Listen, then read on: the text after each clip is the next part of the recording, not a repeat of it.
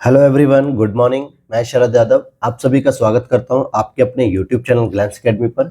दोस्तों, आज की क्लास में हम लोग डिस्कशन करेंगे ध्येय आईएएस की टेस्ट सीरीज जो कि होगी जनरल स्टडीज की, और जिसमें हम लोग कवर करेंगे 140 क्वेश्चन जो कि आपके आरओ एआरओ के लिए बेहद ही हेल्पफुल होगी। और जिसमें ये टेस्ट नंबर होगा हमारा ओवरऑल में 8th नंबर, जिसमें जनरल स्टडीज का ये 5 टेस्ट नंबर है और जिसके साथ मैंने हिंदी के ऑलरेडी 3 टेस्ट करा दिए हैं। तो अगर अभी तक आप लोगों ने इन सब चैनल को नहीं देखा है, इन सभी चीज़ों को नहीं देखा है, तो प्लीज़ चैनल पर जाइए प्लेलिस्ट में और वहाँ पर ये सभी टेस्ट पेपर करिए, जिससे आपके आरओ एआरओ के लिए बेहद हेल्पफुल रहे। और चैनल पर पहली बार आए हैं तो प्लीज़ चैनल को जरूर सब्सक्राइब कर लेना। साथ ही साथ यहाँ पर आपको जीएस वर्ड की टेस्ट सीरीज मिलती है, साथ ही आपको पीसीएस मंत्रा की और हिंदी के आरओ एआरओ के भी टेस्ट पेपर मिलते हैं। तो चलिए शुरू करते हैं, और इसकी पीडीएफ के लिए टेलीग्राम चैनल को ज्वाइन कर लेना, लिंक डिस्क्रिप्शन बॉक्स में दिया हुआ है। तो यहाँ पहला क्वेश्चन है हमारा, पंचायती राज से संबंधित निम्न कथनों पर विचार करना है। बलवंत राय मेहता समिति द्वारा 3 स्तरीय पंचायती राज सुझाव दिया गया था, तो आप कहोगे बिल्कुल सही दिया गया था। और ये समिति 1957 में गठित की गई थी और इसने कहा था कि 3 स्तर की पंचायतों का गठन किया जाना चाहिए, तो ये बात सही है।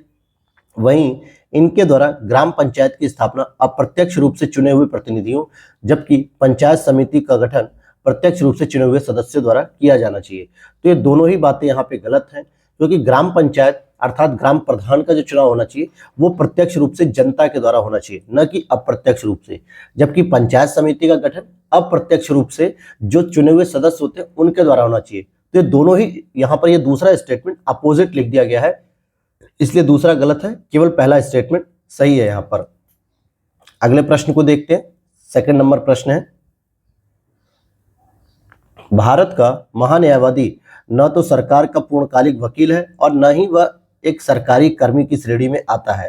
तो क्या ये बात सही होगी? तो आप कहोगे बिल्कुल, क्योंकि वो पूर्णकालिक वकील नहीं होता है, उसे राष्ट्रपति के द्वारा एक निश्चित अवधि तक नियुक्त किया जाता है और वो सरकारी वकील नहीं कहलाता है, बल्कि उसे राष्ट्रपति के द्वारा जो मानदेय तय किया जाता है, पारिश्रमिक जो तय किया जाता है वही मिलता है उसे। वो परमानेंट कोई रिटायरमेंट की अवस्था तक नहीं होता है, तो वो सरकारी वकील भी नहीं है और न वो सरकार का पूर्णकालिक वकील है। सरकार बदल गई, राष्ट्रपति बदल गए, तो हो सकता है उस वकील का भी ट्रांसफर हो जाए, बदल जाए।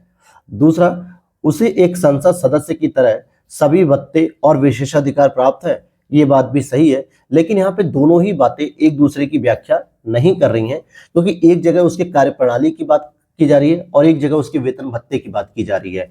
तो ये दूसरा स्टेटमेंट सही तो है, लेकिन यहाँ पर व्याख्या नहीं कर रही है।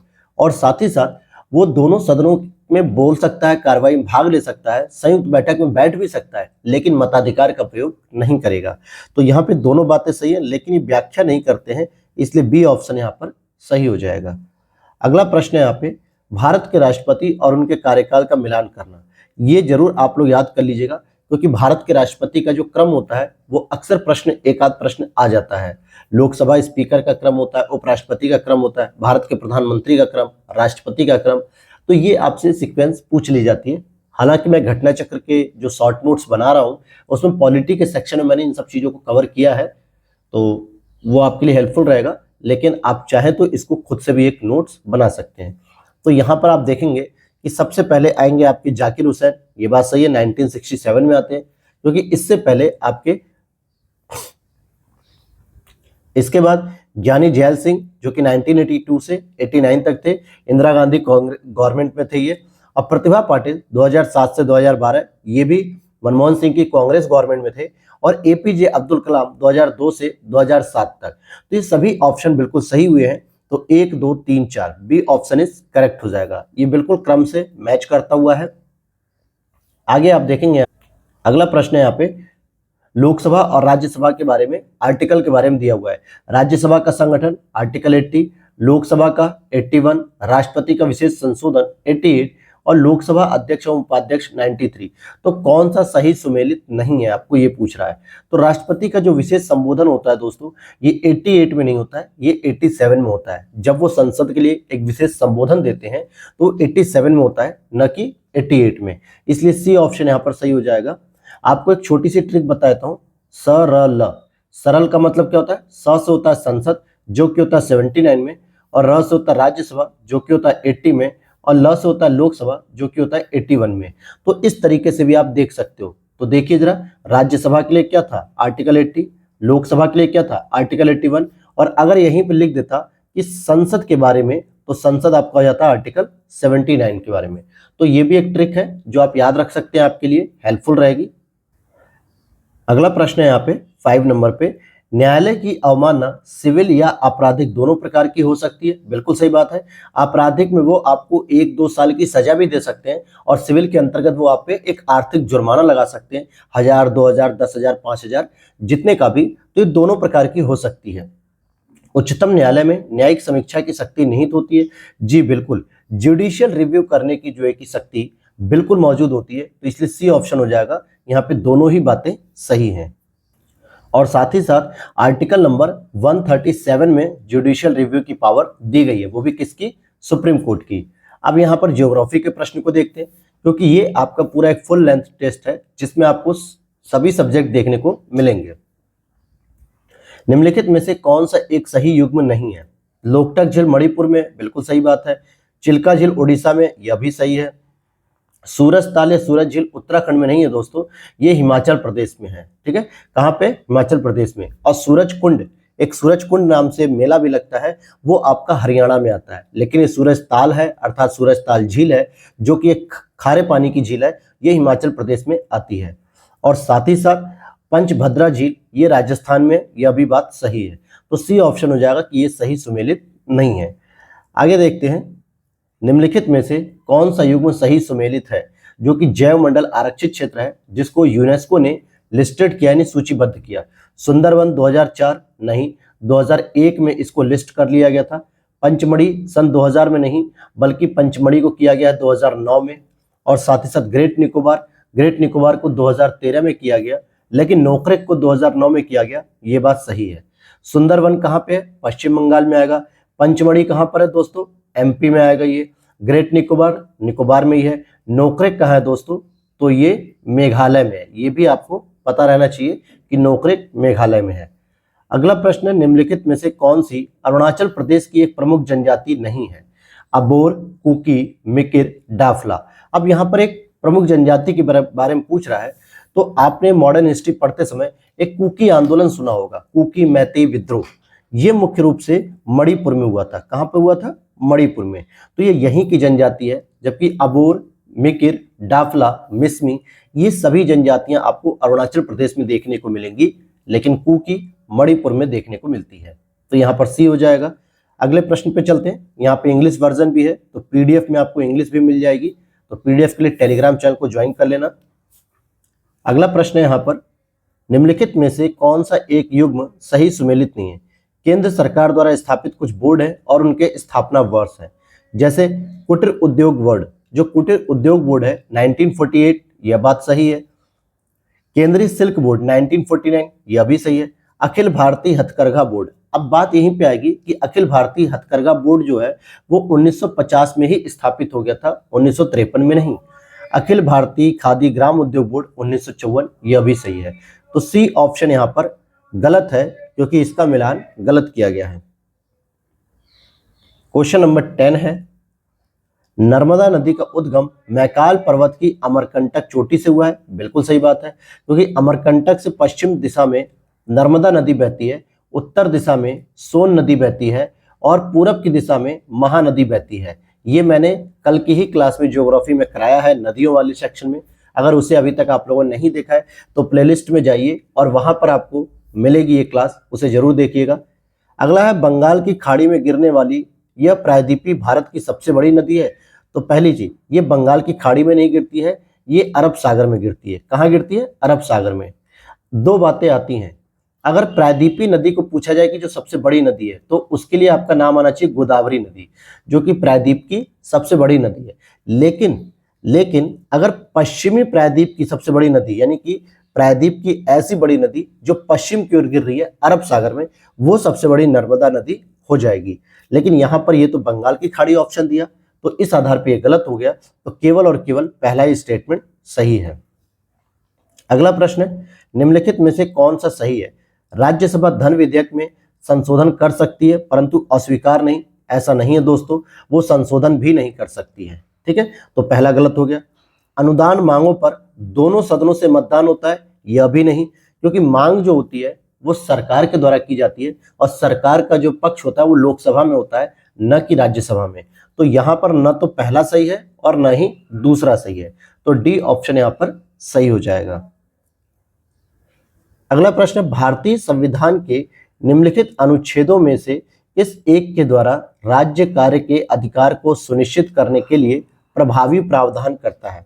ध्यान देना कि भारतीय संविधान के कौन से अनुच्छेद में किस एक के द्वारा राज्य जो है कार्य के अधिकार यानी कि राइट टू वर्क इसको सुनिश्चित करता है। तो आर्टिकल नंबर 41 जो कि आपका डीपीएसपी से संबंधित है, जिसमें कहा जाता है कि कार्य करने का जो अधिकार है वो भी मिलना चाहिए। किसको मिलेगा? लोगों को मिलेगा, नागरिकों को, और ये आर्टिकल 41 के तहत कहा जाता है। जबकि आप देखोगे कि आर्टिकल 51 में कहा जाता है कि धर्म, लिंग, भाषा, जाति, इन आधारों पे हम कोई भेदभाव नहीं कर सकते। और आर्टिकल 16 जो होता है वो सरकारी नियोजन में समानता होती है, अर्थात कि नौकरी के लिए जो है कि समानता रहती है। फॉर्म भरने की जो छूट होती है वो सभी के लिए होती है, चाहे वो किसी भी जाति का हो, किसी भी धर्म का हो, किसी भी लिंग का हो, किसी भी प्रजाति, किसी भी क्षेत्र का हो, सबके लिए छूट दी गई है। जैसे आपके आरओ में आप चाहे एससी कैटेगरी से हो, एसटी से हो, दिव्यांग हो, माइनॉरिटीज हो, हिंदू हो, जनरल हो, मुस्लिम हो, लड़का हो, लड़की हो, कुछ भी हो, आप फॉर्म भर सकते हैं। ये आर्टिकल 16 के तहत कहा जाता है। वहीं अगले प्रश्न को देखते हैं। भारतीय संविधान में राज्यपाल द्वारा राष्ट्रपति के विचारार्थ विधेयक सुरक्षित रखना, जो कि आर्टिकल 200 और आर्टिकल 201 दोनों में वर्णित है, किस देश के संविधान से लिया गया है? तो ये कनाडा से लिया गया दोस्तों। ठीक है, कनाडा से अगर हम और भी प्रावधान की बात करें तो यहाँ पे एक सशक्त केंद्र लिया गया है, मतलब शक्तिशाली केंद्र होना चाहिए, तो बिल्कुल शक्तिशाली केंद्र भी है। साथ ही साथ आप देखेंगे कि अवशिष्ट शक्तियां, कौन सी शक्तियां? अवशिष्ट शक्तियों का प्रावधान भी कनाडा से लिया गया है, क्योंकि अवशिष्ट शक्तियां न तो संघ सूची में है और न ही राज्य सूची में है और न ही समवर्ती सूची में है, तो इनको उठा के अवशिष्ट में डाल दिया गया। और राज्यपाल द्वारा राष्ट्रपति के विचारार्थ जो है विधेयक भी लिया गया है। वहीं ऑस्ट्रेलिया की बात करें तो ऑस्ट्रेलिया से जो मुख्य रूप से लिया गया है, पहला है प्रस्तावना की भाषा। ध्यान देना, ये प्रस्तावना की मैं भाषा की बात कर रहा हूं, प्रस्तावना की बात नहीं, वो तो यूएसए से ली गई है। वहीं यहां पर समवर्ती सूची भी ली गई है। और अगर आप देखोगे तो ऑस्ट्रेलिया से केंद्र राज्य संबंध को भी लिया गया है, केंद्र राज्य संबंध को भी लिया गया है। और शक्तियों का विभाजन, जो शक्तियों का विभाजन होता है केंद्र और राज्यों के बीच में, इसको भी यहीं से लिया गया है। आयरलैंड की बात करें तो आयरलैंड से सबसे इंपॉर्टेंट चीज ली गई है डीपीएसपी, राज्य के नीति निर्देशक तत्व। और जो राज्यसभा में जो 12 मनोनीत सदस्य होते हैं ना दोस्तों, जो 12 मनोनीत सदस्य, ये भी प्रावधान यहीं से लिया गया है। और राष्ट्रपति का निर्वाचक मंडल भी लिया गया है। जबकि अगर हम बात करते हैं फ्रांस से, तो फ्रांस से हमारे पास गणतंत्रात्मक शासन प्रणाली ली गई है। कौन सी शासन प्रणाली? गणतंत्रात्मक शासन प्रणाली ली गई है। तो यहां पर मैंने आपको बताया, तो इस प्रश्न का जो उत्तर था वो था कनाडा, और बाकी के भी ऑप्शन मैंने डिटेल से डिस्कस कर दिया आपको। अगला प्रश्न है 14 नंबर, संविधान के अनुच्छेद 103 के अनुसार निर्वाचन में भ्रष्ट आचरण के कारण कोई सदस्य सदन का सदस्य होने के लिए अनर्ह हो जाता है, यानी अयोग्य हो जाता है। इस प्रश्न का विनिश्चय राष्ट्रपति द्वारा किया जाएगा। तो वही राष्ट्रपति जब इस पर विचार करेगा तो किसका सहयोग लेगा? निर्वाचन आयोग की सलाह पर करेगा। और निर्वाचन आयोग की बात किसमें की गई है? Article number 324। और अगर भाग की मैं बात करूं तो भाग 15 की बात की गई है। तो यहां पर निर्वाचन आयोग की सलाह से वो काम करते हैं। क्वेश्चन नंबर 15 है, राष्ट्रपति धन विधेयक को पुनर्विचार के लिए वापस नहीं कर सकता है। ध्यान देना, पुनर्विचार के लिए पूछ रहा है, तो बिल्कुल सही बात है, क्योंकि आर्टिकल नंबर 110 में धन विधेयक की परिभाषा दी हुई है और आर्टिकल नंबर 109 में धन विधेयक की प्रक्रिया दी गई है। और धन विधेयक को प्रस्तुत करने से पहले ही राष्ट्रपति से उसकी सहमति ले ली जाती है, यानी मंजूरी ले ली जाती है। तो जब राष्ट्रपति महोदय ने उस पर मंजूरी दी है तो इसीलिए वह पुनर्विचार के लिए नहीं भेज सकते हैं। वहीं दूसरा स्टेटमेंट है, राष्ट्रपति मतलब धन विधेयक राष्ट्रपति की पूर्व अनुमति से ही लोकसभा में प्रस्तुत किया जाता है। यह बात भी सही है, जब आपसे पूर्व अनुमति ले ली गई है तो आप पुनर्विचार के लिए नहीं भेजेंगे। तो इसलिए ए ऑप्शन सही हो जाएगा कि ए और आर दोनों सही है। RA की सही व्याख्या भी करता है। अगला प्रश्न है 16 नंबर पे, निम्नलिखित में कथनों में से कौन सा एक प्राक्कलन समिति के संबंध में सत्य नहीं है। प्राक्कलन समिति, जिसको हम एस्टिमेट कमेटी भी कहते हैं, ठीक है। इसमें लोकसभा के कुल 30 सदस्य होते हैं, ये बात सही है। इसमें पूरे के पूरे लोकसभा से ही सदस्य आते हैं, कोई भी राज्यसभा से नहीं आता। लोकसभा में बजट पेश होने से पहले इसका गठन किया जाता है। मंत्रिपरिषद का कोई भी सदस्य इसमें शामिल नहीं हो सकता, यह बात भी सही है। इसे स्थायी मितव्ययिता समिति भी कहते हैं, यह भी सही है। लेकिन यहाँ पर यही स्टेटमेंट गलत है, बी वाला, कि इसे बजट पेश होने से पहले नहीं बल्कि बजट पेश होने के बाद इसका गठन किया जाता है, ठीक है। और इसका गठन केवल और केवल लोकसभा में ही किया जाता है और कहीं पे भी नहीं किया जाता है।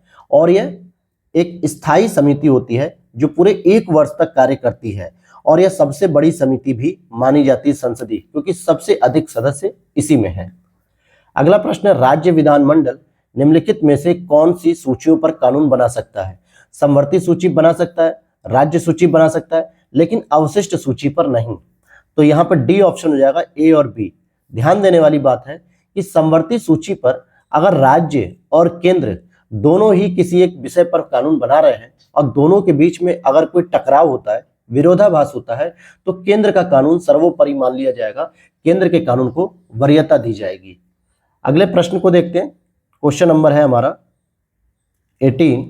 वीडियो अच्छी लग रही हो तो लाइक कर देना दोस्तों, और अपने दोस्तों के साथ टेलीग्राम चैनल पर या व्हाट्सएप पर या फिर फेसबुक पर जरूर शेयर कीजिए, ताकि अधिक से अधिक चैनल से लोग जुड़ सकें और इस टेस्ट सीरीज को कर सकें। यहाँ पे अगला प्रश्न है, प्रोटेम स्पीकर के संबंध में निम्नलिखित कथनों में से कौन सा सही है। नवनिर्वाचित लोकसभा के वरिष्ठतम सदस्यों में से एक को सामान्यतः प्रोटेम स्पीकर नियुक्त किया जाता है, यह बात सही है। प्रोटेम स्पीकर नवनिर्वाचित सदस्यों को शपथ दिलाता है, यह भी सही है। तो 18 का सी हो गया, 1 और 2 दोनों। अब यहाँ पर एक चीज और ध्यान रखना कि प्रोटेम स्पीकर की नियुक्ति कौन करता है, क्योंकि भाई प्रोटेम स्पीकर की कोई तो नियुक्ति करेगा ना, तो राष्ट्रपति करता है, और राष्ट्रपति तय करता है कि मतलब जो वरिष्ठ सदस्य होता है उसको प्रोटेम स्पीकर बना देता है और कहता है कि नए सदस्य जितने चुन के आए हैं उन्हें जल्दी जल्दी शपथ दिला दो। अगला प्रश्न है, किस प्रख्यात न्यायविद व संवैधानिक विशेषज्ञ ने प्रस्तावना को परिचय पत्र कहा या जन्म कुंडली कहा। तो ये हो जाएंगे आपके के.एम. मुंशी साहब, सॉरी के.एम. मुंशी नहीं दोस्तों, ये N.A. पालकीवाला ने कहा था, जो कि एक न्यायाधीश भी रह चुके हैं, और इन्होंने ही कहा था प्रस्तावना को संविधान का परिचय पत्र। अगला प्रश्न है 20 नंबर, संविधान का निम्न में से कौन सा अनुच्छेद उच्चतम न्यायालय को अभिलेख न्यायालय घोषित करता है। तो अभी हमने पढ़ा था 137 के बारे में, तो वहां क्या पढ़ा था हमने, वहां पढ़ा था कि न्यायिक समीक्षा कर सकेगा, ठीक। यहां पूछ रहा है अभिलेख न्यायालय के बारे में, तो इसका हो जाएगा आर्टिकल नंबर 129। क्या होगा, 129। और अभिलेख न्यायालय का मतलब होता है दोस्तों कि अगर किसी मुकदमे में या किसी भी वर्डिक्ट को घोषित किया है सुप्रीम कोर्ट ने, तो उस निर्णय को हाई कोर्ट, डिस्ट्रिक्ट कोर्ट, अधीनस्थ न्यायालयों को एक प्रमाण के तौर पे प्रयोग करने की छूट होती है। अर्थात सुप्रीम कोर्ट के अभिलेख न्यायालय या निर्णय को हाई कोर्ट और डिस्ट्रिक्ट कोर्ट एक प्रमाण या प्रूफ के तौर पे प्रयोग करते हैं। अब यहाँ पर अगला प्रश्न है, उत्तर प्रदेश की जनसंख्या निम्नलिखित में से किस देशों से अधिक है। तो उत्तर प्रदेश की जनसंख्या अकॉर्डिंग टू जनगणना 2011 ये मान के चला जाता है कि 20 करोड़ के आसपास जनसंख्या हो चुकी है। और इसके बारे में कहें तो जापान, पाकिस्तान और ब्राजील, इन तीनों के बाद ही जो है कि जनसंख्या के मामले में उत्तर प्रदेश आता है। अगला प्रश्न है यहाँ पर, उत्तर प्रदेश में सिंचाई के मुख्य साधनों का अवरोही क्रम। अवरोही क्रम का मतलब क्या होता है, मैक्सिमम टू मिनिमम जाना होता है, यानी कि सबसे अधिक जिससे सिंचाई हो रही हो फिर सबसे कम की ओर हमें जाना होता है। तो हमारे यूपी में सबसे अधिक नलकूपों से होती है। जो ट्यूबवेल्स आप देखोगे खासकर पश्चिमी यूपी में मुजफ्फरनगर, शामली, बागपत, मेरठ, सहारनपुर, तो ये जो क्षेत्र है, और साथ ही साथ आप जैसे जैसे पूर्वांचल की ओर भी बढ़ोगे, जैसे बनारस, गोरखपुर, कुशीनगर, चंदौली, महाराजगंज, इधर आप देखोगे तो यहाँ पर आपको नलकूप बहुत देखने को मिलेंगे। और नलकूप के बाद दूसरे नंबर पे आती है हमारे यहाँ नहर, नहरों से जो है कि हमारे यहाँ सिंचाई होती है, और तीसरे नंबर पे आते हैं तालाब और कुएं। तो सी ऑप्शन यहाँ पर सही हो जाएगा। और सबसे लास्ट में होता है अन्य साधन।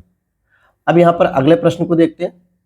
यहाँ यूपी स्पेशल के कुछ इन्होंने प्रश्न दिए हैं जो अच्छे प्रश्न हैं। निम्नलिखित में से कौन आधुनिक उत्तर प्रदेश में अवस्थित एक महाजनपद है? तो आधुनिक उत्तर प्रदेश में स्थित महाजनपद है, यानी आज के जो उत्तर प्रदेश है उसकी बात की जा रही है। तो आप देखेंगे यहाँ पर जो सही उत्तर हो जाएगा, कौशल भी देखने को मिलेगा, पांचाल भी देखने को मिलेगा, सूरसेन भी और वत्स भी। तो इसलिए इसका उत्तर हो जाएगा सही डी। और साथ ही साथ अगर आपको यूपी में और भी देखने हैं तो टोटल 4 और देखते हैं, क्योंकि यूपी में आपके 8 महाजनपद देखने को मिलते हैं। इसमें आपको कुरु देखने को मिलेगा यूपी में हमारे, और चेदी देखने को मिल जाएगा। चेदी के बाद आपको मल्ल देखने को मिल जाएगा जो कि कुशीनगर का एरिया कहलाता है, और साथ ही साथ काशी भी देखने को मिलेगा जो बनारस का एरिया कहलाता है। तो टोटल यूपी में 8 महाजनपद देखने को मिलते हैं आपको। उत्तर प्रदेश में जमींदारी उन्मूलन कानून 1950 लागू हुआ था। किस दिन से लागू हुआ था? 1 जुलाई 1952 से लागू हुआ था। अगला प्रश्न है, भारतीय राष्ट्रीय कांग्रेस के उत्तर प्रदेश में हुए सम्मेलनों में से कौन सा एक सही युग्म मतलब सुमेलित नहीं है? तो यहाँ अधिवेशन है और यहाँ पे अध्यक्ष है। तो कांग्रेस के यूपी में जितने जितने अधिवेशन हुए उसमें अध्यक्षता किसने की थी, इसके बारे में पूछ रहा है कि कौन सा एक सही नहीं है। लखनऊ का 1892 में आरसी दत्त ने की थी, अर्थात रमेश चंद्र दत्त ने की। इलाहाबाद 1910 में विलियम वेडरबर्न ने की थी, यह भी सही है। और लखनऊ 1916 में जवाहरलाल नेहरू ने नहीं की थी। बनारस 1905 में गोपाल कृष्ण गोखले साहब ने की थी, यह भी बात सही है। लेकिन बात आती है कि लखनऊ में अगर इन्होंने नहीं की थी तो किसने की थी? एसी मजूमदार, यानी एसीएम अंबिका चरण मजूमदार इनका नाम था, जो कि कांग्रेस और मुस्लिम लीग का यहाँ पे समझौता देखने को मिला था, तो इसलिए इसे लखनऊ समझौता भी कहा जाता है। तो इसमें एसी चरण साहब थे, अंबिका चरण मजूमदार साहब थे। अगला प्रश्न है, मध्य प्रदेश से 3 तरफ से घिरा हुआ उत्तर प्रदेश का एकमात्र जिला है ललितपुर। यह बात बिल्कुल सही है, क्योंकि जब आप उत्तर प्रदेश का कुछ इस तरीके से मैप बनाएंगे तो ऐसे करके यहाँ पे 2 जो क्षेत्र हैं वो लटके हुए हैं। तो एक ये ललितपुर वाला क्षेत्र है और ये एक सोनभद्र का क्षेत्र है। तो यहाँ पे ललितपुर का जो क्षेत्र है वो एमपी से तीनों तरफ घिरा हुआ है। फिर आगे देख रहा है, उत्तर प्रदेश की सीमा से लगा हुआ सबसे छोटी सीमा वाला राज्य हिमाचल प्रदेश है। यह भी बात सही है, क्योंकि यहाँ ऊपर आप देखोगे तो सहारनपुर है जो कि यूपी से सबसे छोटी सीमा साझा करता है हिमाचल प्रदेश के साथ। तो ये सी ऑप्शन हो जाएगा कि पहला और दूसरा दोनों ही स्टेटमेंट यहाँ पर सही है। अगला प्रश्न है 27, स्वतंत्र भारत के निम्न प्रधानमंत्रियों में से किसका निर्वाचन क्षेत्र उत्तर प्रदेश से रहा है? अब यहाँ पे स्वतंत्र भारत के निम्न प्रधानमंत्रियों में से किसका निर्वाचन क्षेत्र उत्तर प्रदेश से रहा है? तो आप देखेंगे चंद्रशेखर साहब। चंद्रशेखर साहब कहाँ से थे दोस्तों? तो ये बलिया से चुनाव लड़ते थे। नरेंद्र मोदी जी ये हमारे वाराणसी से चुनाव लड़ते हैं। चौधरी चरण सिंह जी ये हालांकि अब तो बागपत का हिस्सा हो गया, लेकिन इन्होंने जब चुनाव लड़ा था तो मेरठ से लड़ते थे। लाल बहादुर शास्त्री जी और साथ ही साथ वीपी सिंह, ये 5 लोग ही हमारे यूपी से चुनाव लड़ चुके हैं। और अब आपको 2 ऑप्शन मैंने छोड़ दिए हैं जो आपको बताना है कि वीपी सिंह कहां से लड़ते थे और लाल बहादुर शास्त्री जी कहां से चुनाव लड़ते थे। ये दोनों लोगों के लिए आप कमेंट बॉक्स में बताइएगा। इसका उत्तर हो जाएगा डी। अगले प्रश्न को देखते हैं, उत्तर प्रदेश में ई डिस्ट्रिक्ट परियोजना का शुभारंभ किया गया। ई डिस्ट्रिक्ट परियोजना क्या है दोस्तों? इसके माध्यम से आप ऑनलाइन स्तर से अपने सभी डॉक्यूमेंट्स को प्राप्त कर सकते हो। जितने भी आपके तहसील से कागज बनकर आते हैं, चाहे वो जाति प्रमाण पत्र हो या फिर निवास प्रमाण पत्र हो या आय प्रमाण पत्र हो या ईडब्ल्यूएस का प्रमाण पत्र हो, आप देखोगे उस सर्टिफिकेट में किनारे पे लिखा होता है कॉर्नर पे edistrict.com करके। आप उस वेबसाइट पे डालोगे, आपका रजिस्ट्रेशन नंबर, आपकी पूरी डिटेल उस पर आ जाएगी। तो ई डिस्ट्रिक्ट परियोजना यूपी में जो शुरू की गई थी, ये की गई थी वर्ष 2009 में, और ये काफी हेल्पफुल भी है। आगे चलते हैं। अब यहां पर प्रश्न नंबर 29 को देखेंगे हम। निम्नलिखित में से कौन सा युग्म सही सुमेलित नहीं है? यहाँ पे नेतृत्व करता है और स्थान है, यानी 1857 की जब क्रांति हुई थी तो उसमें यूपी के कुछ क्षेत्रों से किसने किसने नेतृत्व दिया? तो देवी सिंह ने मथुरा से दिया था, यह बात सही है बिल्कुल। कदम सिंह ने मेरठ से दिया था, यह भी सही है। मौलवी लियाकत अली ने फैजाबाद से दिया था या नहीं? तो मौलवी लियाकत अली फैजाबाद से नहीं थे बल्कि इलाहाबाद से थे, और फैजाबाद से जो थे उनका नाम रहेगा नेतृत्व करने वाले मौलवी अहमदुल्ला साहब। लियाकत अली नहीं, लियाकत अली इलाहाबाद से थे, लेकिन फैजाबाद से मौलवी अहमदुल्ला साहब थे। और तात्या टोपे कालपी यानी कानपुर से थे, यह बात सही है, तो सी ऑप्शन यहां पर हो जाएगा। उत्तर प्रदेश का निम्नलिखित में से कौन सा जिला नेपाल के साथ सीमा साझा नहीं करता? तो देखिए, नेपाल के साथ 7 जिले जो है कि सीमा साझा करते हैं, जिसमें सबसे ऊपर आप शुरू करोगे पीलीभीत का नाम आएगा, फिर आपका लखीमपुर का नाम आता है, और इसी तरीके से जब आप नीचे बढ़ते जाते हो तो आपको बहराइच देखने को मिलेगा, बलरामपुर देखने को मिलेगा, श्रावस्ती देखने को मिलेगा, सिद्धार्थनगर और महाराजगंज। तो इस तरीके से 7 जिले हमें देखने को मिलते हैं। तो यहाँ पे शाहजहांपुर दिया हुआ है, जो कि गलत ऑप्शन है, तो बी हो जाएगा इसका सही उत्तर, क्योंकि ये नेपाल से सीमा साझा नहीं करता है। अगला प्रश्न है 31, निम्नलिखित में से कौन सा एक सही सुमेलित है? उत्तर प्रदेश में स्थापित आयोग और उसका गठन वर्ष पूछा जा रहा है। आप देखोगे राज्य सूचना आयोग 2005 में गठित हुआ, यह बात सही है। राज्य महिला आयोग 2013 में गठित हुआ, यह भी सही है। राज्य मानवाधिकार आयोग 2002 में गठित हुआ, यह भी सही है। इसलिए डी ऑप्शन हो जाएगा उपरोक्त सभी, क्योंकि तीनों ही यहां पर गठित हुए थे। अगला प्रश्न है यहां पर, नीचे 2 कथन दिए गए हैं और इनमें से आपको विचार करना है। 24 जनवरी 2018 को पहली बार उत्तर प्रदेश दिवस मनाया गया, तो क्या यह बात सही है? बिल्कुल सही है, क्योंकि योगी सरकार के द्वारा अपने उत्तर प्रदेश के लोगों में उत्तर प्रदेश के साथ साथ भारत के प्रति प्रेम जगाने के लिए 24 जनवरी को उत्तर प्रदेश दिवस मनाया गया, और पहली बार ये 2018 में सेलिब्रेट किया गया। वर्ष 1950 में 24 जनवरी को प्रदेश का नाम संयुक्त प्रांत से बदलकर उत्तर प्रदेश कर दिया गया था, यह भी सही है, और इसी उपलक्ष्य में यह त्योहार मनाया जाता था, मतलब अभी भी मनाया जा रहा है। तो 32 का हो जाएगा ए ऑप्शन। अगला प्रश्न है 33, निम्नलिखित में से किस वर्ष राज्य सरकार द्वारा राजभाषा संशोधन अधिनियम पारित करके उर्दू को उत्तर प्रदेश की द्वितीय राजभाषा घोषित किया गया है? तो ये हो जाएगा 1989। जबकि पहली राजभाषा कौन सी है हमारे यहाँ की? हिंदी है। और इसको कब जो है कि मान्यता दी गई थी, ये कमेंट सेक्शन में आपको बता देना है। अगला प्रश्न है, निम्नलिखित जनजातियों में से कौन सी उत्तर प्रदेश के गोरखपुर जनपद के तराई क्षेत्र में निवास करती है? तो गोरखपुर क्षेत्र में पर्टिकुलर पूछा जा रहा है, तो वहां पे थारू देखने को मिलेगी। हालांकि थारू जनजाति गोरखपुर के तराई क्षेत्र में निवास करती है, और ये लोग जो हैं ये किरात वंश से संबंधित है। किस वंश से? किरात वंश से संबंधित है। और इनमें एक विवाह की पद्धति होती है दोस्तों, जिसे हम लोग बदला विवाह भी कहते हैं। इसे क्या कहते हैं? बदला विवाह। अब यहाँ पे किस तरीके का बदला लेते हैं ये लोग, ये तो मैं नहीं बता पाऊंगा। अगला प्रश्न है यहाँ पे, उत्तर प्रदेश सरकार द्वारा चलाई जा रही एक जिला एक उत्पाद योजना द्वारा किस प्रकार के उद्योगों का विकास संभव हो पाएगा? यानी कि ODOP, one district one product. तो इससे छोटे उद्योग, मध्यम उद्योग, परंपरागत उद्योग या उपरोक्त सभी? तो आप देखोगे डी हो जाएगा। परंपरागत उद्योगों पर सबसे ज्यादा फोकस होता है, क्योंकि इसमें जो आपके कुटीर उद्योग होते हैं ग्रामीण स्तर के, और वो सामान्यतः छोटे और मध्यम उद्योग होते हैं, बहुत बड़े स्तर के उद्योग नहीं होते हैं। तो दोनों को ही कवर करते हुए हम परंपरागत उद्योगों को भी कवर कर रहे हैं, तो इसलिए डी ऑप्शन यहाँ पर सही हो जाएगा। और इसको भी जो ODOP है, इसको भी शुरू किया गया था कब? 24 जनवरी 2018 को, जब पहली बार यूपी दिवस मनाया जा रहा था, उसी समय इसको शुरू किया गया था। अब यहाँ पर ज्योग्राफी का प्रश्न है, निम्नलिखित भूकंपी तरंगों में से कौन सी एक सिर्फ ठोस माध्यम में ही चल सकती है? तो जो ठोस माध्यम में चल सकती है उसे हम कहते हैं एस तरंगे।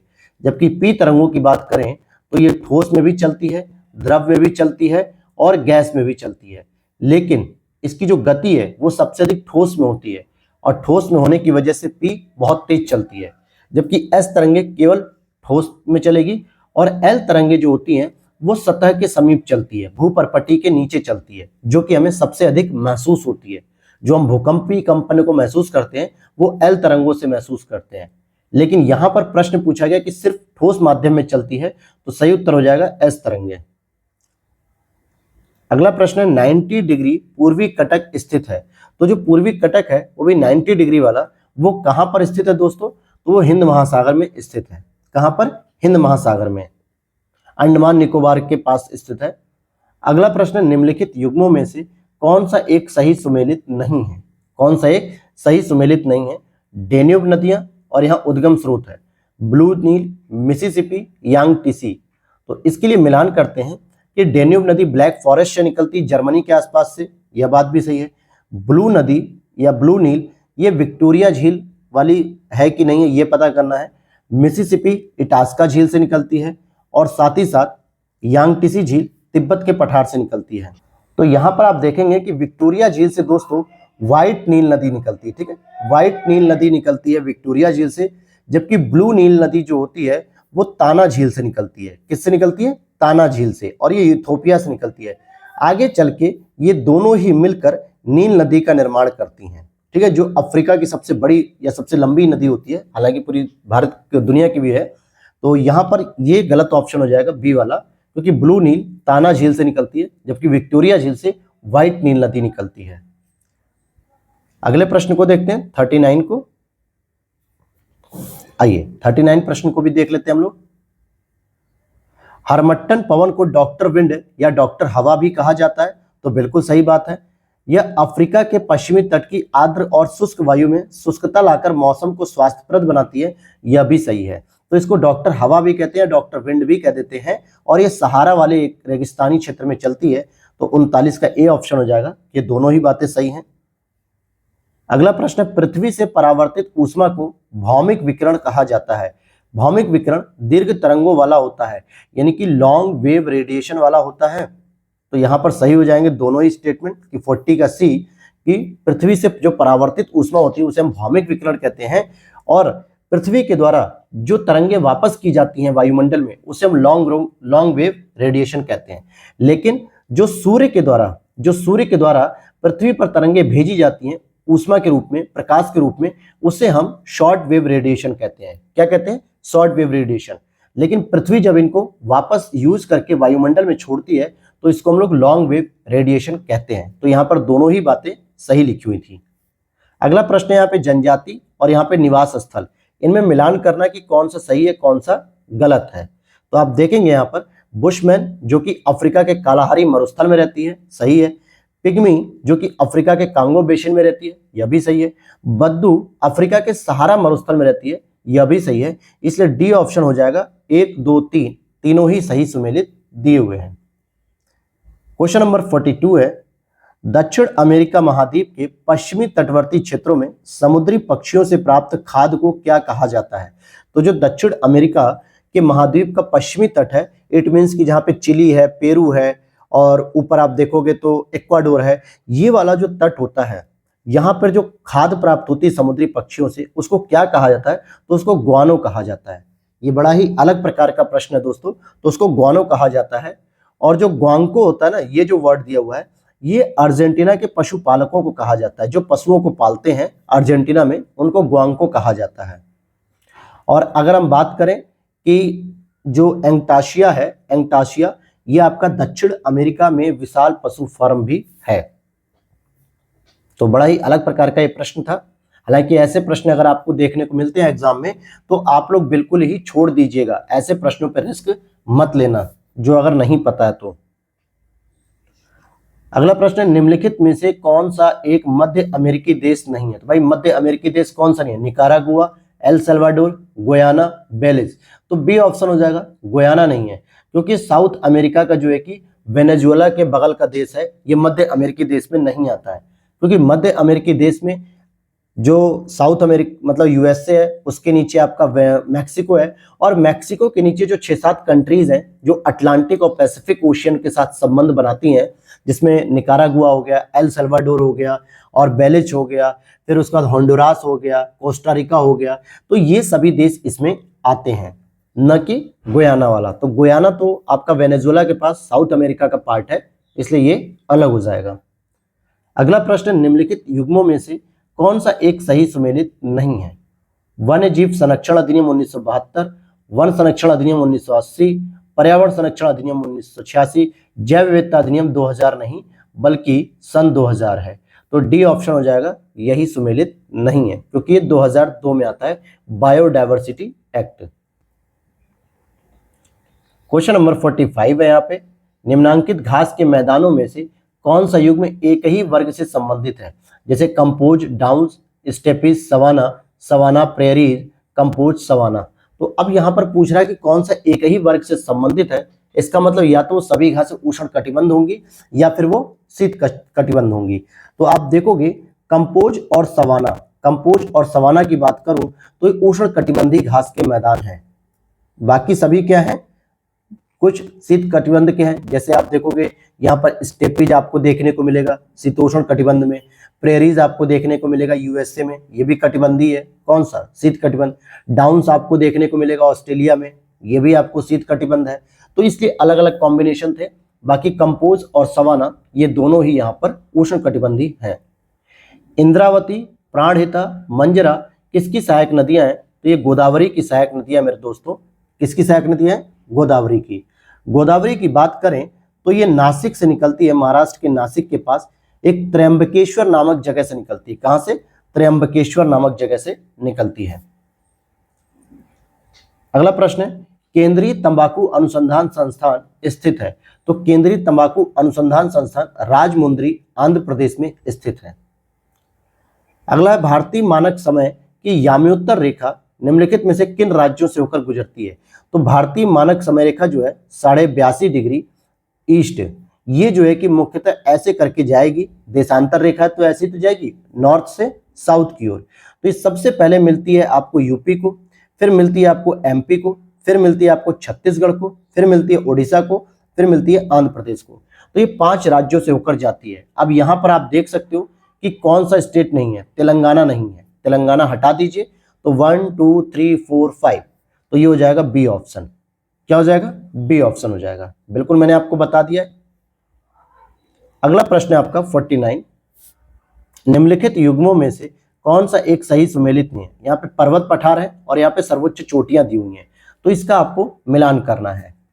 अरावली पर्वत का सर्वोच्च चोटी गुरु शिखर है, बिल्कुल सही है। मैकाल का अमरकंटक है, यह भी सही है। और सतपुड़ा का धूपगढ़ है, यह भी सही है। नीलगिरी की अनाईमुडी है, यही गलत है, क्योंकि नीलगिरी की जो है वो दोदा बेट्टा है। क्या है दोस्तों?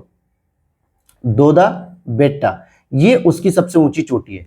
जबकि अनाईमुडी की बात करूंगा तो ये अन्नामलाई की है। किसकी हो जाएगी? अन्नामलाई की, जो कि पूरे भारत की सर्वोच्च चोटी तो मानी जाएगी, दक्षिण भारत की, पूरे दक्षिण भारत की सर्वोच्च चोटी मानी जाती है। लेकिन यहाँ पे नीलगिरी पर्वत की यह सबसे ऊंची चोटी नहीं है, क्योंकि अन्नामलाई की थी। नीलगिरी की है दोदा बेट्टा, तो डी ऑप्शन होगा यहाँ पर।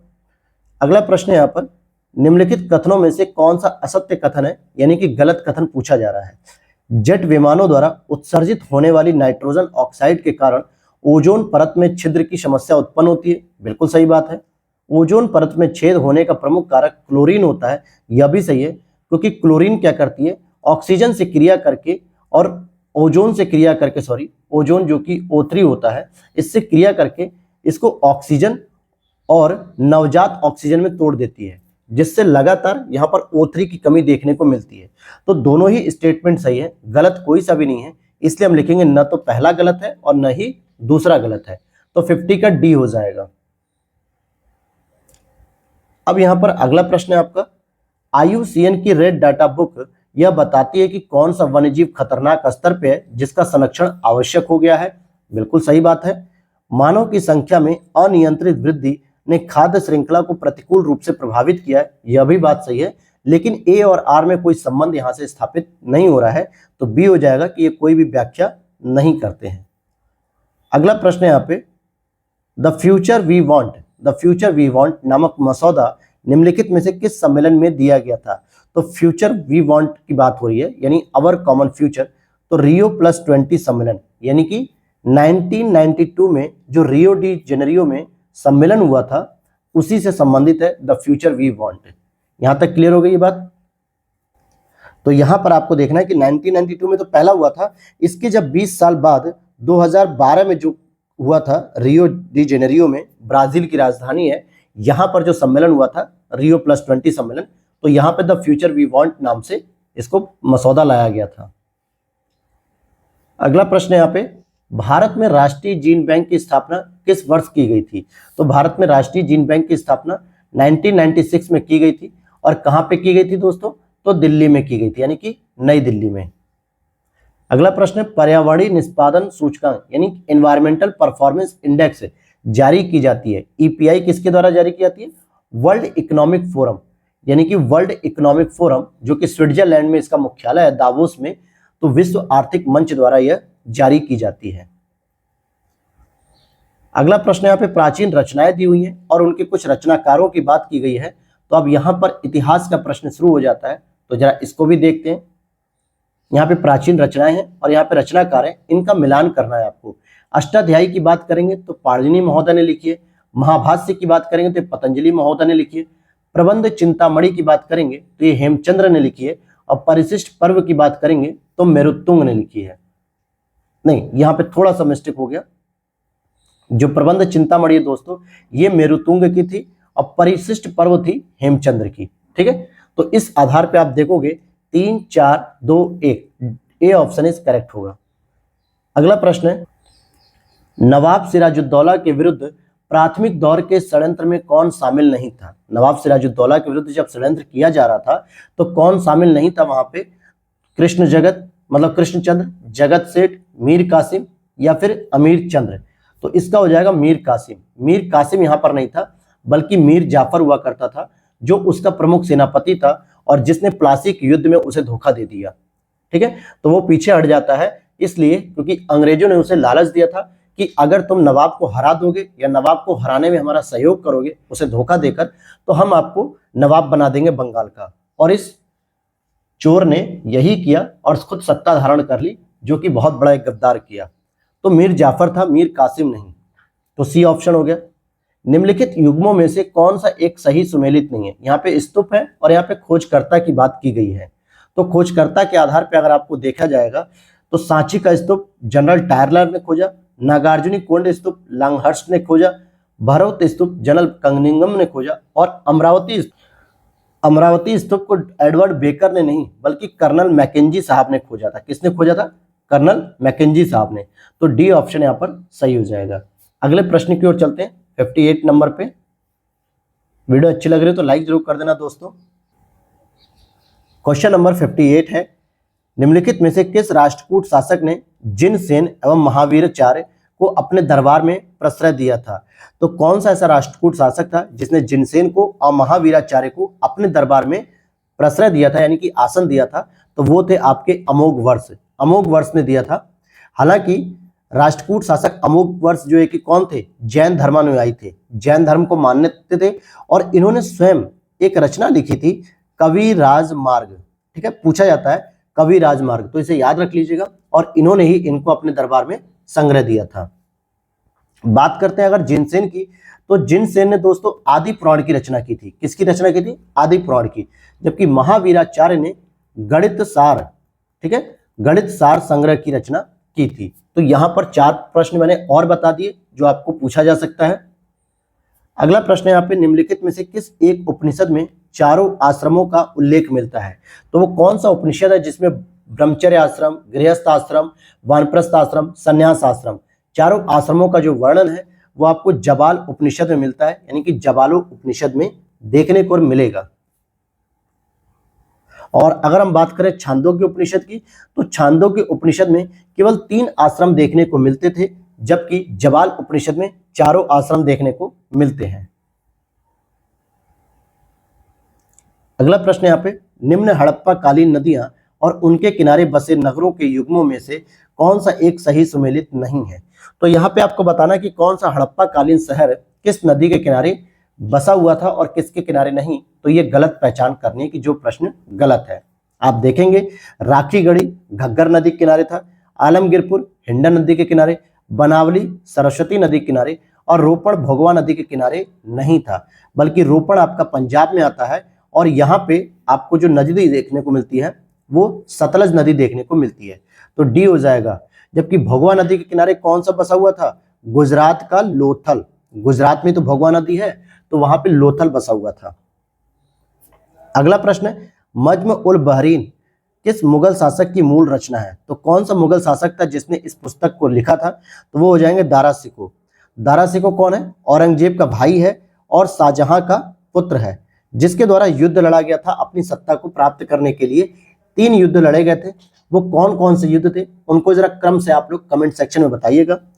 अच्छा, दारा शिकोह को लघु अकबर की संज्ञा भी दी गई थी, यानी इसको लघु अकबर या छोटा अकबर भी कहा जाता था। और ये जो टाइटल था ये लेनपुल महोदय के द्वारा दिया गया था। अगला प्रश्न है, निम्नलिखित में से कौन सा एक फिरोज शाह तुगलक से संबंधित नहीं है?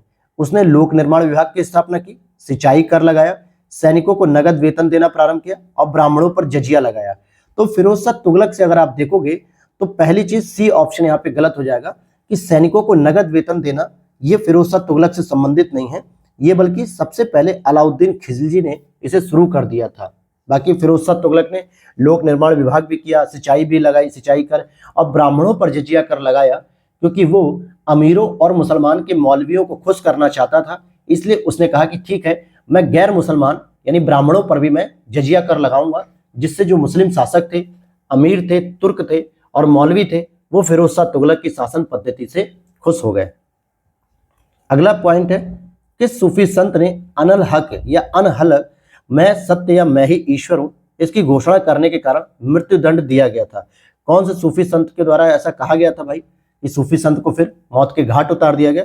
तो मंसूर बिन हल्लाज, मंसूर बिन हल्लाज भी आता है कहीं कहीं, या फिर मंसूर बिन हज्जाज भी नाम ये आता है। और इन्होंने खुद ही कहा कि मैं ही ईश्वर हूं, मैं ही सत्य हूं। यानी इस्लाम में जो सर्वप्रमुख थे उनकी जो है कि अवहेलना करते हुए इन्होंने स्वयं को ईश्वर बताया। अगला प्रश्न यहाँ पे 64, किस मध्यकालीन शासक ने वूलर झील में एक कृत्रिम द्वीप जैनालंका का निर्माण कराया था? तो जैनालंका का निर्माण जैनुल आब्दीन साहब ने कराया था। किसने? जैनुल आब्दीन साहब ने। और इनको भी अकबर कहा जाता है दोस्तों, इनको भी अकबर का टाइटल दिया गया है लोकप्रिय रूप से, क्योंकि इन्होंने भी बहुत धार्मिक सहिष्णुता की नीति अपनाई। कश्मीर का अकबर इनको कहा जाता था और इन्होंने जजिया कर को भी समाप्त किया था। तो काफी ये लोकप्रिय थे जनता के बीच में। तो इनसे भी एक प्रश्न जरूर बनता है हर साल। अगला प्रश्न है, भारत में राष्ट्रीय आंदोलन के विकास ने जाति प्रथा को कमजोर करने में महत्वपूर्ण भूमिका निभाई है। भारत में राष्ट्रीय आंदोलन के विकास ने जाति प्रथा को कमजोर करने में महत्वपूर्ण भूमिका निभाई। यह बात सही है कि नहीं? और राष्ट्रीय आंदोलन उन तमाम संस्थाओं का विरोधी था जो भारतीय जनता को बांट कर रखती थी। तो यहां पर आप देखोगे दोनों ही बातें सही हैं। इसीलिए गांधी जी ने या नेहरू ने या जितने भी सरदार पटेल साहब ने, ज्योतिबा फुले ने, जितने लोग भी राष्ट्रीय आंदोलन की ओर बढ़ रहे थे, उन सभी लोगों ने जातियों को बांटने पर खासकर जो है कि विरोध किया कि आप इसे मत बांटिए, अदरवाइज जो है कि आप भारत में बहुत सारे छोटे छोटे जातिगत टुकड़े कर दोगे। अगले प्रश्न की ओर चलते हैं और अगला प्रश्न है हमारा, डॉक्टर भीमराव अंबेडकर द्वारा प्रकाशित समाचार पत्र मूक नायक मुख्य रूप से किस भाषा में था?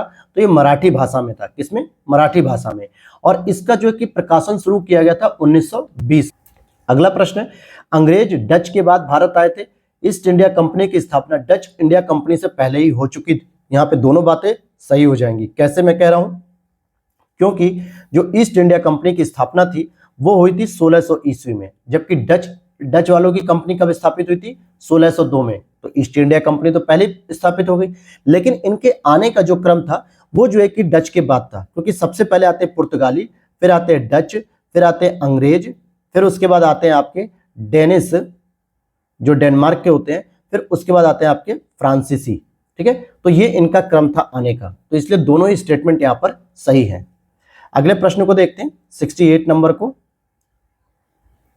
निम्नलिखित में से किस वायसराय के समय सर रिचर्ड स्ट्रेची की अध्यक्षता में प्रथम अकाल आयोग का गठन किया गया? तो जो स्ट्रेची आयोग था ये आपका मिलेगा देखने को लॉर्ड लिटन के कार्यकाल में। लॉर्ड लिटन के कार्यकाल में 1880 में इसका गठन किया गया था। अगला प्रश्न है, 1908 में सेवा सदन की स्थापना किसके द्वारा की गई थी? तो बहराम जी मालाबारी के द्वारा सेवा सदन की स्थापना की गई थी। अगला प्रश्न है 70, 1 अगस्त 1920 को असहयोग आंदोलन प्रारंभ किया गया। इस आंदोलन से असंतुष्ट होकर निम्नलिखित में से किन नेताओं ने कांग्रेस को छोड़ दिया था?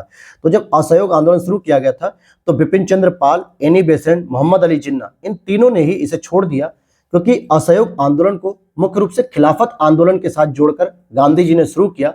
और मोहम्मद अली जिन्ना ने उन्हें यह चेतावनी भी दी थी कि धार्मिक आंदोलन को राष्ट्रीय आजादी के आंदोलन से मत जोड़िए, नहीं तो इसके परिणाम गलत देखने को मिलेंगे। और यहीं से मोहम्मद अली जिन्ना भारतीय राष्ट्रीय कांग्रेस से अलग हो जाते हैं और अपने एक नए राष्ट्र की ओर बढ़ते हैं, जो कि उनका मनचाहा राष्ट्र था पाकिस्तान। अगला प्रश्न है, अखिल भारतीय किसान सभा का प्रथम अधिवेशन 1936 में किसकी अध्यक्षता में हुआ था? तो ये जो प्रथम अधिवेशन था ये आपका लखनऊ में आयोजित किया गया था 1936 में, स्वामी सहजानंद की अध्यक्षता में। ए ऑप्शन हो जाएगा। अगला प्रश्न है, निम्नलिखित घटनाओं पर विचार कीजिए, उनको कालक्रम के अनुसार सही तरीके से बैठाना है। तो देखिए, साइमन कमीशन का जो गठन था वो 1927 में किया गया था, हालांकि भारत में आया था 1928 में। पूना पैक्ट की बात करेंगे तो पूना पैक्ट 1932 में अंबेडकर जी और गांधी जी के बीच में हुआ। द्वितीय गोलमेज सम्मेलन की बात करेंगे तो ये हुआ था आपका 1931 में। जलियांवाला बाग हत्याकांड की बात करेंगे तो 13 अप्रैल 1919 को हुआ था। अब इस आधार पर जब आप इसको बैठाएंगे तो 4, 1, 3, 2 ये इसका क्रम बैठेगा। अगला प्रश्न, निम्नलिखित में से कौन सा एक सही सुमेलित नहीं है? यहाँ पे पुस्तक है और यहाँ लेखक है। बंच ऑफ ओल्ड लेटर्स, यहाँ पूछा जा रहा है bunch of old letters Jawaharlal Nehru की है, बिल्कुल सही। लाइफ डिवाइन अरविंद घोष की है, यह भी सही है। इंडियन फिलोसफी दोस्तों ये डॉक्टर सर्वपल्ली राधाकृष्णन जी की है। किसकी है? राधा कृष्णन जी की, अलेक्जेंडर डफ की नहीं। जबकि अलेक्जेंडर डफ की अगर हम बात करेंगे तो इनकी पुस्तक थी India and Indian mission, the riddles and in Hinduism, B.R. Ambedkar साहब की थी, यह बात सही है। तो सी ऑप्शन यहां पर हो जाएगा। अगला प्रश्न है, निम्न में से किस भारतीय नेता ने मार्ले मिंटो सुधारों भारतीय परिषद अधिनियम 1909 को तैयार करने में विशेष भूमिका निभाई थी? तो यहां पर आप देखोगे मार्ले मिंटो जो सुधार थे 1909 को तैयार करने में गोपाल कृष्ण गोखले ने जो है कि इसमें विशेष भूमिका निभाई थी। अगला प्रश्न है, यहाँ पे निम्नलिखित में से कौन सा एक सही युग्म मतलब एक सही सुमेलित नहीं है? सिद्धांत और प्रतिपादक दिया हुआ है। तो व्यय कर की बात करेंगे तो ये तो दिए थे एन केल्डार साहब ने, और zero base budgeting Peter Pyhrr ने दिया हुआ था। लेकिन बात करेंगे क्षतिपूरक राजकोषीय सिद्धांत की तो इसको दिया था जॉन मेनार्ड कीन्स यानी कि JMK, इनके द्वारा दिया गया था, तो सी हो जाएगा। और टोबिन टैक्स की बात करेंगे तो जेम्स टोबिन ने ही दिया था, इन्हीं के नाम पर इसको टोबिन टैक्स कहा जाता है। अगला प्रश्न, निम्नलिखित में से कौन मौद्रिक नीति के मात्रात्मक उपकरण नहीं है? यानी कि वो गुणात्मक उपकरण होगा। ध्यान देना, वो गुणात्मक उपकरण होगा। तो ये हो जाएगा प्राथमिकता क्षेत्र ऋणदान, PSL। क्या हो जाएगा? PSL, जो कि गुणात्मक उपाय है, जबकि मात्रात्मक में CRR, reverse repo rate, OMOs, SLR, ये सभी कुछ मात्रात्मक में होता है। अगला प्रश्न, वसूली या अधिप्राप्ति मूल्य न्यूनतम समर्थन मूल्य से सदैव कम होता है, सदैव अधिक होता है, सदैव बराबर होता है, या बराबर या उससे अधिक हो सकता है किंतु कम नहीं हो सकता है? तो यहां पर आप देखेंगे डी बात बिल्कुल सही है, डी ऑप्शन, कि जो वसूली या अधिप्राप्ति मूल्य है वो न्यूनतम समर्थन मूल्य से बराबर हो सकता है या उससे अधिक, लेकिन कम नहीं, क्योंकि किसानों को जो MSP दी जाती है उससे अधिक ही उन्हें अपना राशन बेचना होता है। अगर उनका राशन उससे ऊपर के दाम में नहीं बिक रहा है तो सरकारी कोटे पर जाके बेच सकते हैं, सरकारी दुकानों पे, जहां उन्हें न्यूनतम समर्थन मूल्य तो मिलेगा ही मिलेगा, जिसको हम लोग MSP कहते हैं, और ये इसके बराबर होता है, न कि इससे कम होता है। अगला प्रश्न 78। अगला प्रश्न है यहाँ पर, किसी देश की अर्थव्यवस्था की विकासमान स्थिति में GDP किस क्षेत्र का योगदान निश्चित रूप से बढ़ेगा? तो GDP का कौन सा क्षेत्र बढ़ेगा? तो तृतीय क्षेत्र, यानी कि सेवा क्षेत्र का सदैव विकास होता हुआ दिखेगा। अगला प्रश्न है यहाँ पर 79, पोषणीय उपभोग तथा उत्पादन का संबंध किस SDG से संबंधित है? सस्टेनेबल डेवलपमेंट 12 की बात करेंगे तो ये इससे संबंधित है, और SDG 4 की बात करेंगे तो ये क्वालिटी एजुकेशन की बात करता है, ठीक है। और SDG 11 की बात करेंगे तो यहाँ पे सस्टेनेबल सिटीज एंड कम्युनिटीज की बात होती है, यानी कि जो शहर हैं, समुदाय हैं, वो संधारणीय होने चाहिए। और SDG 9 की बात करोगे तो इंडस्ट्री, इंफ्रास्ट्रक्चर और नव प्रवर्तन क्षेत्रों पर फोकस करता है। अगला प्रश्न है, मुद्रा स्कीम कब प्रभावित की गई, मतलब कब शुरू की गई थी? तो ये 2015 में की गई थी। यह एक लोन का प्रकार होता है जिसमें शिशु लोन तो मिलता है 50,000 रुपए तक का, अगर आप शिशु लोन लेते हैं। किशोर लोन लेते हैं तो 50,000 से 5 लाख तक का मिलता है, और अगर आप तरुण लोन लेते हैं तो 5 लाख से 10 लाख तक का आपको मिलता है। तो ये मुद्रा लोन है, और ये अच्छा प्रश्न है, यहाँ से पूछा जा सकता है, तो आप इसको एक बार गूगल करके पूरा डिटेल से देख लीजिएगा इसके बारे में। अखिलेश रंजन कमेटी का संबंध किससे है? तो अखिलेश रंजन कमेटी का संबंध डायरेक्ट टैक्स कोड से है, यानी कि DTC, डायरेक्ट टैक्स कोड, और इसको 2017 में पुराने आयकर कानूनों के स्थान पर डायरेक्ट टैक्स कोड प्रतिस्थापित करने के लिए स्थापना की गई थी। हालांकि इन्होंने 2019 में अपनी रिपोर्ट सौंप दी थी। निम्नलिखित में से कौन सा एक सही सुमेलित नहीं है? तो यहाँ संगठन है और यहाँ पे स्थापना वर्ष है। तो संगठन और स्थापना वर्ष की ओर देखेंगे तो IDBI की बात करेंगे तो ये 1964 में स्थापित हुआ। IFCI की बात करेंगे तो ये 1948 में, और IDFC 1996-97, लेकिन ICICI जो बैंक है ये 1995 में स्थापित हुई थी या नहीं हुई थी, यही पूछ रहा है। तो इसकी स्थापना 1955 में ही हो गई थी, इतना लेट नहीं थी, तो डी ऑप्शन सही हो जाएगा। अगला प्रश्न है बैंकिंग के संदर्भ में लैब क्या है दोस्तों? तो लैब के बारे में पूछ रहा है, लोकल एरिया बैंक जिसे हम लोग कहते हैं, तो बी ऑप्शन हो जाएगा। बर्गसन मापदंड संबंधित है, तो बर्गसन मापदंड संबंधित है कल्याणकारी अर्थशास्त्र से। नेक्स्ट क्वेश्चन हम देखेंगे यहाँ पे 85, ऋण की सीमाओं में परिवर्तन करना साख नियंत्रण की कौन सी रीति के प्रयोग द्वारा संभव किया जा सकता है? तो इसके लिए आप गुणात्मक साख नियंत्रण का प्रयोग कर सकते हो, मात्रात्मक नहीं बल्कि गुणात्मक के रूप में कर सकते हो। अगला प्रश्न है, निम्नलिखित पर विचार कीजिए और कौन सी इंडस्ट्री कोर क्षेत्र में शामिल नहीं है? कोयला और उर्वरक है, रसायन है, रिफाइनरी है, लेकिन कच्चा तेल तथा सीमेंट है। अब यहाँ पर यह बताना है आपको कि कोर क्षेत्र में शामिल नहीं किया गया है। तो आप देखेंगे कि केवल और केवल रसायन को नहीं किया गया है। किसको नहीं किया गया? रसायन को। तो रसायन का मतलब हो गया 2 यहां से हटा दीजिए, 2 यहां से 2, तो ये हो गया डी, केवल यही आपका रहेगा। कोयला उर्वरक है, रिफाइनरी उत्पाद है, कच्चा तेल सीमेंट है, साथ ही साथ आप देखेंगे कि विद्युत भी इसी में आता है और प्राकृतिक गैस भी इसी में आती है, कोयला आता है, तो ये सभी पूरे के पूरे 8 कोर इंडस्ट्रीज में आते हैं। अगला प्रश्न है 87, निम्नलिखित पर विचार कीजिए, अदरक, लिली, हल्दी, प्याज, उपरोक्त में से कौन से रूपांतरित तने के उदाहरण है, यानी जिनका हम खाने वाले भाग तने के रूप में देखते हैं? तो अदरक भी है, हल्दी भी है, प्याज भी है, लिली भी है, और अगर मैं आपको बताऊं तो यहाँ पे आलू भी होता है जो रूपांतरित तने के रूप में खाते हैं हम लोग, तो डी ऑप्शन हो जाएगा। उपरोक्त युग्मों में से कौन सा सही सुमेलित है? थैलोफाइटा स्पाइरोगाइरा के रूप में होता है, ब्रायोफाइटा मास और टेरिडोफाइटा फर्न। तो यहां पर आप देखोगे कि कौन सा सही है, तो डी हो जाएगा, तीनों ही उपरोक्त सही दिए हुए हैं। अगला प्रश्न, निम्नलिखित युग्मों में से कौन सा सही सुमेलित है?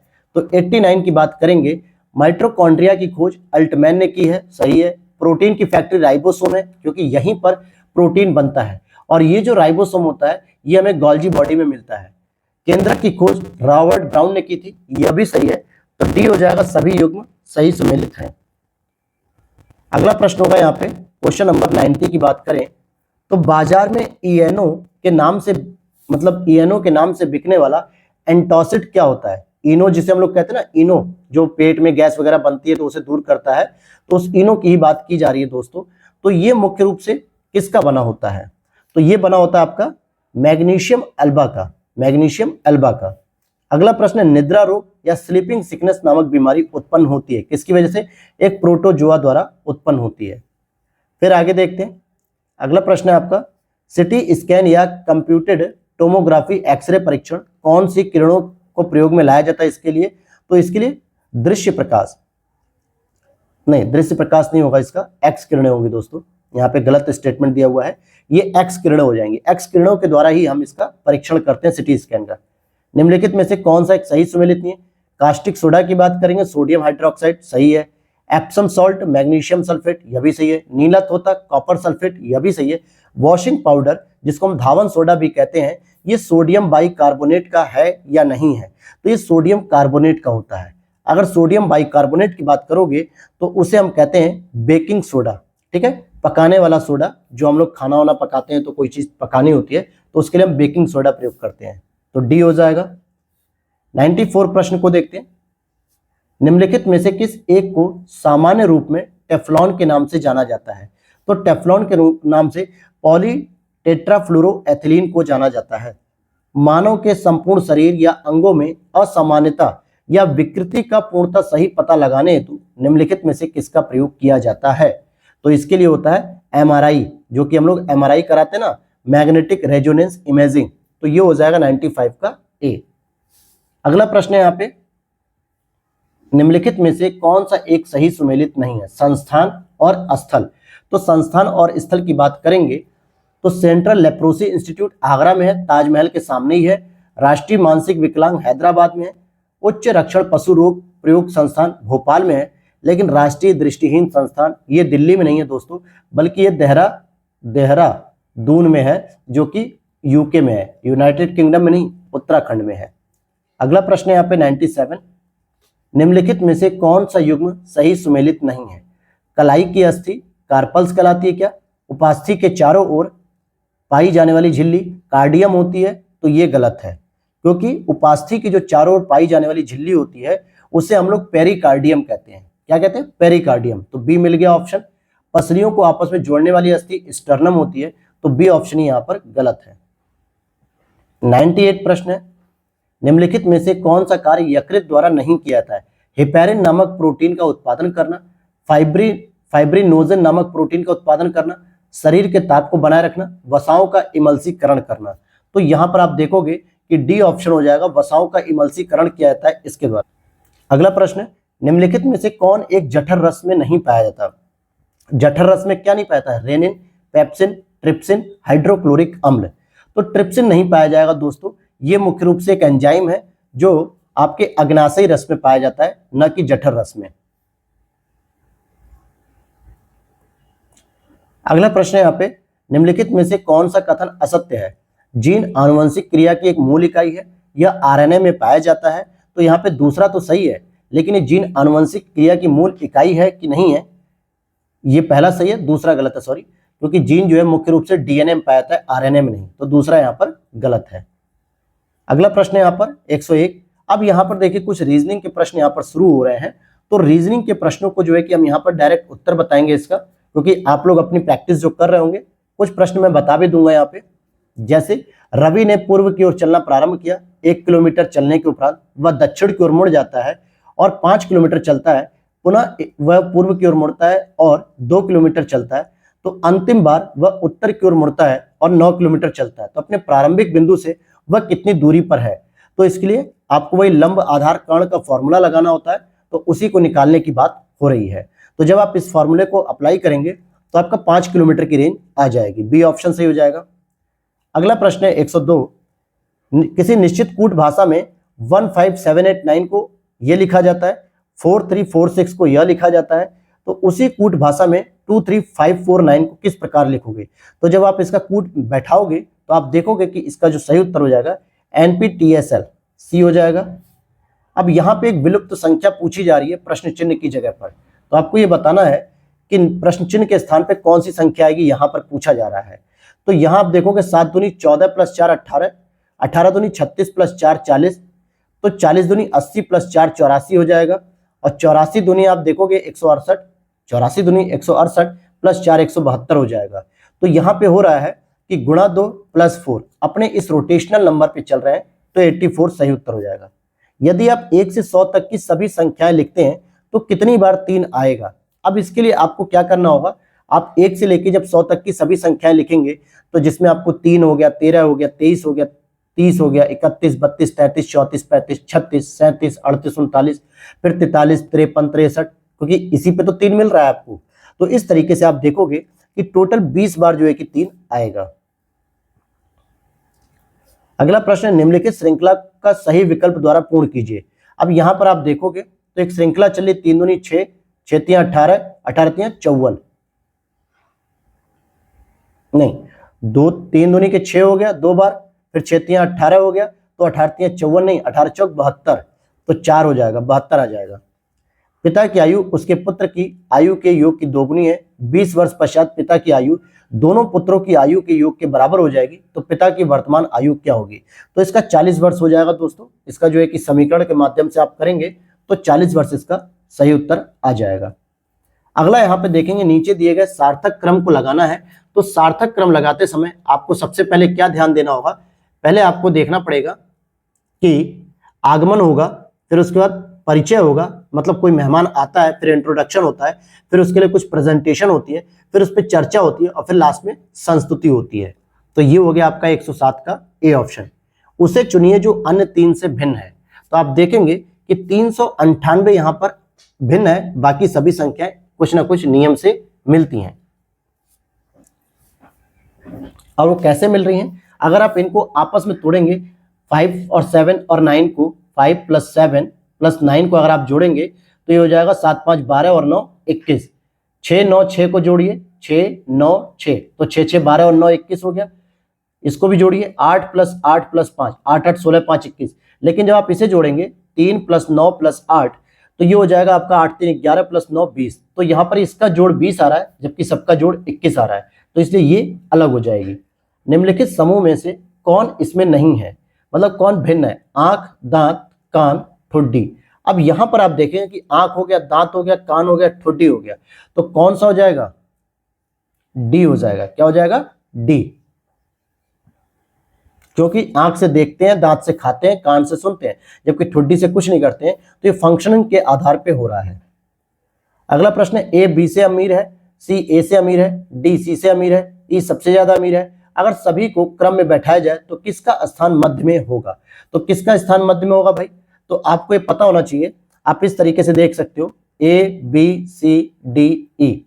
यहां पूछ रहा है कि ए सी से अमीर है, यही तो कह रहा है, ए सी से अमीर है। अब इसको आप देखेंगे कि ए बी से अमीर है, मान लीजिए मैंने इसको ऐसे कर दिया एरो के माध्यम से, और सी ए से भी अमीर है, यानी ए से भी बड़ा हो गया। डी सी से भी अमीर है, तो डी सी से भी बड़ा हो गया, और ई सबसे ज्यादा अमीर है, तो बीच में जो बैठा हुआ व्यक्ति है वो सी आ जाएगा। तो ये हो जाएगा आपका 110 का डी। बहुत आसान तरीका है ये, आप इस तरीके को प्रयोग कर सकते हो। यदि किसी माह का चौथा दिन शनिवार है तो उस माह के 26वें दिन से 5वें दिन पहला कौन सा दिन था? तो भाई चौथा दिन अगर शनिवार है तो उससे पहले 26वें दिन से 5वें दिन पहला कौन सा दिन होगा? तो इसके लिए लॉजिकल रीजनिंग लगा के आप देखोगे, मंगलवार का हिस्सा आ जाएगा। दिए गए वृत्त का क्षेत्रफल 36 पाई है, तो इसको 6 बराबर भागों में बांटा गया है, तो चाप पी क्यू की लंबाई कितनी हो जाएगी? चाप पी क्यू की लंबाई अगर हम बात करें तो 2 पाई हो जाएगी।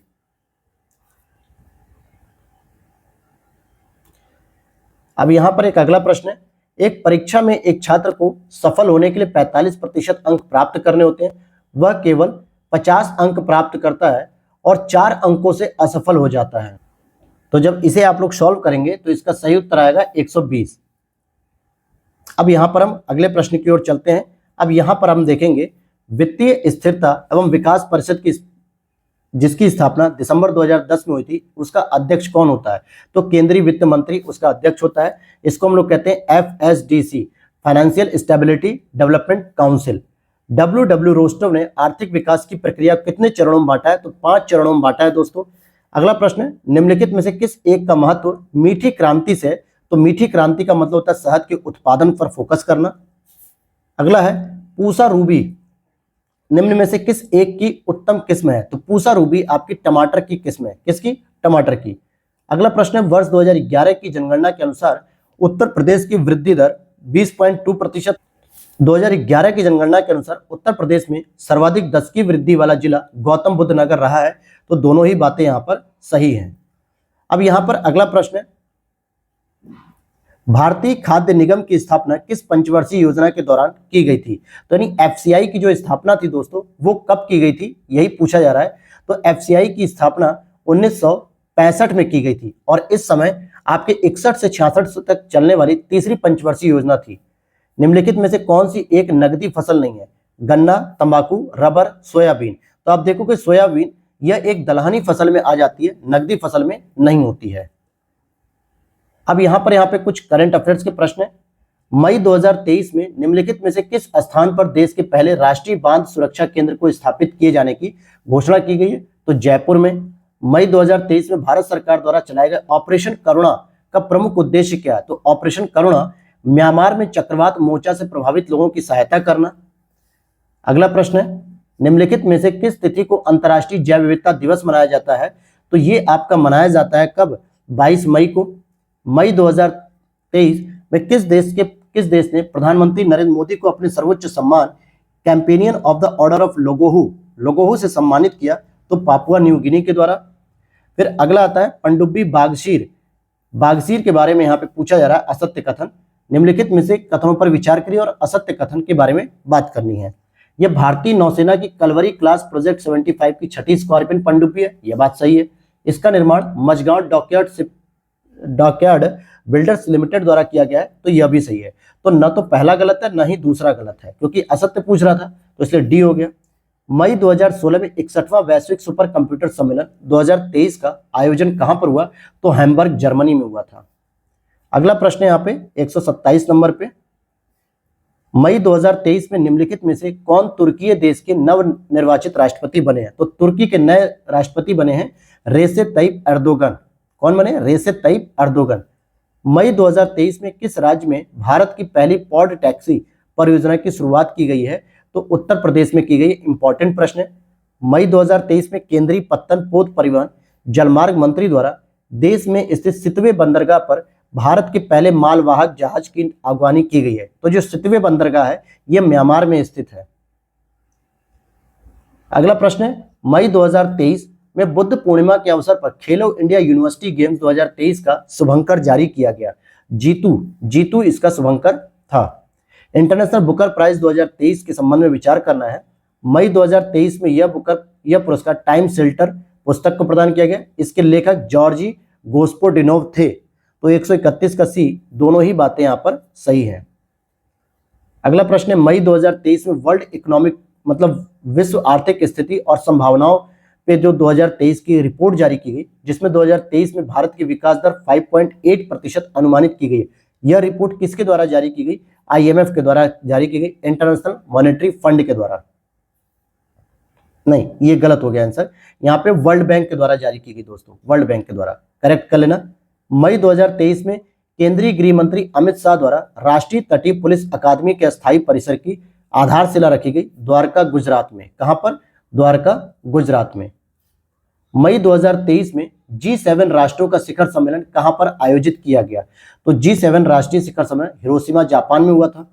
मई 2023 में प्रसिद्ध अभिनेत्री जो अमेरिकी पत्रिका टाइम मैगजीन ने किस भारतीय अभिनेत्री को अपने कवर पेज पर जो है किया? तो दीपिका पादुकोण को।